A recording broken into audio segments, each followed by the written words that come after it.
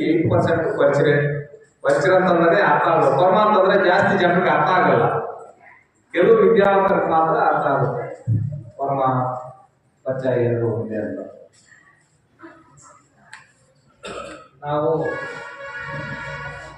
ಕೋಲಾರ ಜಿಲ್ಲಾ ಕೊರ್ಮ ಪಕ್ಷದ ಸಂಘದ ವತಿಯಿಂದ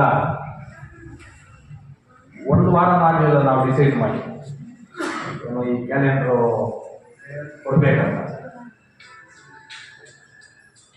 ಇದಕ್ಕೆ ನಮ್ಮ ಕುರುಪಾಗಿದೆ, ಅದು ಸರಿಯಾದ ಕಾರ್ಯಕರ್ತೆ ಇಲ್ಲ.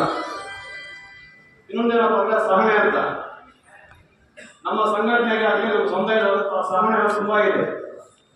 ಮಿತಿ ಮೀರಿದಾಗೆ ಅದನ್ನ ಆಚೆ ಬರೋದು ಸಹನೆ ತುಂಬಾ ಸಹನೆ ಇದೆ, ತುಂಬಾ ಇದರಿಂದ ನಡ್ಕೊಂಡು ಹೋಗ್ತಾ ಇದ್ದಾರೆ. ಇನ್ನೊಂದು ಸ್ವಾವಲಂಬಿ ಜೀವನ ಅಂತ ಸಹನೆ.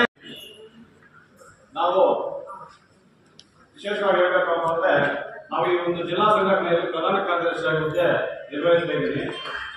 ಪ್ರಧಾನ ಕಾರ್ಯದರ್ಶಿಯಾಗಿ ಹುದ್ದೆ ನಿರ್ವಹಿಸಲು ತುಂಬಾ ಸಂತೋಷ ಮತ್ತು ಹೆಮ್ಮೆ ಅಂತ ಹೇಳ್ಬೋದು. ಯಾಕಂದ್ರೆ ನಮ್ಗೆ ಸಿಕ್ಕಿರುವಂತ ಒಂದು ಅಧ್ಯಕ್ಷರು ಅದೇ ತರ ಇದ್ದಾರೆ, ನಮ್ಮ ಜಿಲ್ಲಾ ಘಟಕದ ಪದಾಧಿಕಾರಿಗಳು ಅದೇ ತರ ಇದ್ದಾರೆ. ನಾವು ಯಾರೋ ಒಂದು ಕಾರ್ಯಕ್ರಮ ಮಾಡಬೇಕು ಅಂದ್ರೆ ಹಿಂದೆ ಮುಂದೆ ನೋಡೋದಿಲ್ಲ, ಸುರೇಶ್ ಮಾಡೋಣ ಅಂತಾರೆ. ಖರ್ಚು ನೋಡಿದ್ರೆ ಒತ್ತಾಯ ಮಾಡೋದು ಬೇಡ, ಎಷ್ಟು ಕೊಟ್ಟರೆ ಅಷ್ಟು ಮಾಡ್ಬಿಟ್ಟು ನಾವು ನೋಡ್ಕೊಂತೀವಿ ಅಂತಾರೆ. ನಮ್ಮ ಪದಾಧಿಕಾರಿಗಳು ಕೇಳಿದ್ರೆ ಈ ತರ ಪ್ರೋಗ್ರಾಮ್ ಮಾಡ್ಬೇಕಂತ ಅಂದ್ರೆ ಅಪ್ಪ ಒಬ್ಬರು ಬೇಡ ಬರೋಣ ಎಲ್ಲರೂ ಶೇರ್ ಮಾಡೋಣ ಅಂತಾರೆ. ಇದಕ್ಕಿಂತ ನಮ್ಗೆ ಏನ್ ಬೇಕು ಅಂತ ಒಂದ್ಸರಿ ನಮ್ಗೆ ಸಂತೋಷ ಆಗುತ್ತೆ.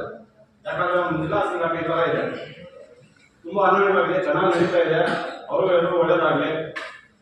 ಇನ್ನೊಂದೇನಪ್ಪ ಅಂದ್ರೆ ನಮ್ಮ ಜಿಲ್ಲಾ ಸಂಘದ ಉದ್ದೇಶ ಏನಪ್ಪಾ ಅಂದ್ರೆ ಶ್ರಮ, ಸಹನೆ ಮತ್ತು ಸ್ವಾವಲಂಬನೆ ಅಂತ ಒಂದು 3 ಉದ್ದೇಶ ಇಟ್ಕೊಂಡಿದ್ದೀವಿ. ಶ್ರಮ ಏನಪ್ಪ ಅಂದ್ರೆ ನಮ್ಮ ಕುಲಕಸುಬು. ತುಂಬಾ ವರ್ಷಗಳಿಂದ ನಾವು ಹಲವಾರು ಕೆಲಸಗಳು ಮಾಡ್ತಾ ಇದ್ವಿ. ಒಂದೇನಪ್ಪ ಅಂದ್ರೆ ಉಪ ವ್ಯಾಪಾರ ಮಾಡ್ತಾ ಇದ್ವಿ, ಅಗ್ಗಾಗೆ ಒಂದು ವ್ಯಾಪಾರ ಮಾಡ್ತಾ ಇದ್ವಿ, ಕೋಳಿ ಬಾಕ್ಪಡಿಗಳು ಮೇಯಿಸೋದಾಗ್ಲಿ, ಈ ತರ ಸಣ್ಣ ನಮ್ಮ ಕುಲಕಸುಬುಗಳನ್ನು ಮಾಡ್ತಾ ಇದ್ವಿ. ಬುಟ್ಟಿ ನೇಯೋದು ಇಂಥದ್ದು. ಇವಾಗ ಅಂತ ಎಲ್ಲ ಕುಲಕಸುಬುಗಳು ಮಾಯ ಆಗಿದೆ. ಸರಿಯಾದ ಸ್ಥಾನಮಾನ ಇಲ್ಲ, ಸರಿಯಾದ ವ್ಯಾಪಾರ ಇಲ್ಲ.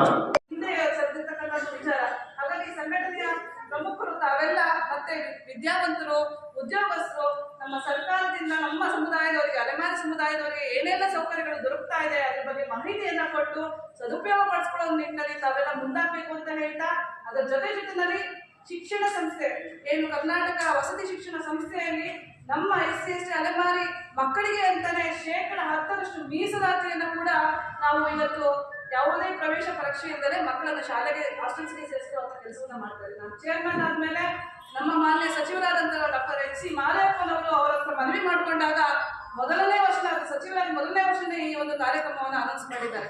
ಈ ಒಂದು ಯೋಜನೆಯನ್ನ ತಾವೆಲ್ಲ ಈ ಒಂದು ಸೌಲಭ್ಯವನ್ನ ಬಳಸ್ಕೋಬೇಕು.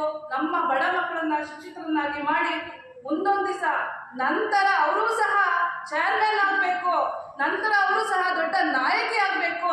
ಆ ನಿಟ್ಟಿನಲ್ಲಿ ತಾವೆಲ್ಲ ತಮ್ಮ ಮಕ್ಕಳನ್ನ ಬೆಳೆಸ್ತೀರಿ, ಓದಿಸ್ತೀರಿ, ಸಂವಿಧಾನಿಕ ನಿಯಮಗಳನ್ನ, ಕಾನೂನನ್ನ, ವಿಚಾರಗಳನ್ನ ಅವರ ಒಂದು ಚಿಂತನೆಗಳಿಗೆ ತುಂಬುತ್ತೀರಿ ಅಂತ ಹೇಳ್ತಾ, ಇದರ ಜೊತೆಗೆ ನಮ್ಮವರಲ್ಲಿ ಒಂದಷ್ಟು ಸೈದ್ಧಾಂತಿಕ ವೈಜ್ಞಾನಿಕ ವಿಚಾರಗಳನ್ನ ಅವರೊಂದಿಗೆ ಚರ್ಚೆ ಮಾಡುವಂತ ವೇದಿಕೆಗಳು ಆಗಬೇಕು, ವಿಚಾರ ಸಂಕಿರಣಗಳು ಕೂಡ ಆಗಬೇಕು.